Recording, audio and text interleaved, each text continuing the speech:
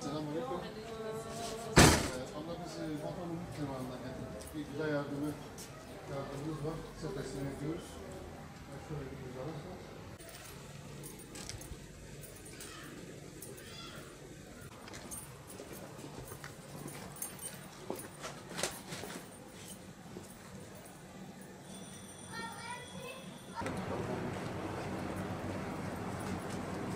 Selamünaleyküm. Estağfirullah. Peki Mehmet, şu Umut Kervani te. Serçav abi. Hem gıda polisi hem dağıtma yetkin. Serçav abi. Sen abi öz gıda polisi de Aleykümselam. Serçav abi. Maliye abi. Davul ki. Bırak. Batman Umut Kervanı olarak her aya bir hayır faaliyeti olarak bu ayda gıda kolisi dağıtımımıza başladık. Ailelerimize dağıtıyoruz, mahalledeyiz, ailelerimizi geziyoruz.